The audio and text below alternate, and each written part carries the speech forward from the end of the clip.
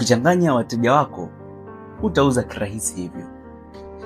Watu wengi huwa wanafikiria kwamba mteja wao hakutaka kununua, lakini ukweli ni huu: mteja alikuwa hajui nini kinafuata.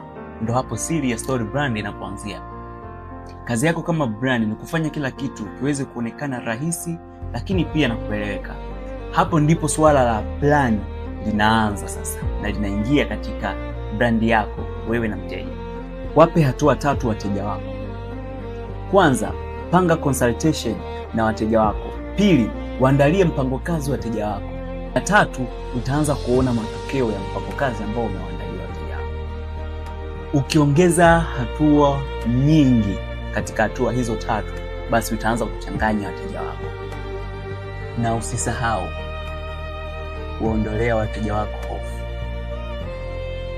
Waambie wateja wako hakuna mkataba mgumu kati yao na brand yako. Wanaweza wakaacha muda wowote au wanaweza wakarudi muda wowote,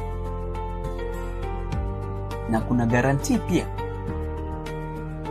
Plani nzuri haionyeshi tu njia, inaondoa vikwazo kwa mteja wako, lakini hata kwako. Fanya kila kitu kiwe rahisi na utaona wateja wanachukua hatua na wanachukua huduma yako au bidhaa yako. Hapa ndo nguvu ya Story Brand inapoonekana.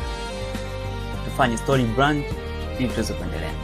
Usisahau kutufollow, kulike, kucomment, kusave, lakini pia na kushare video hii ili kama kuna mtu alikuwa hajui naye pia aweze kujua.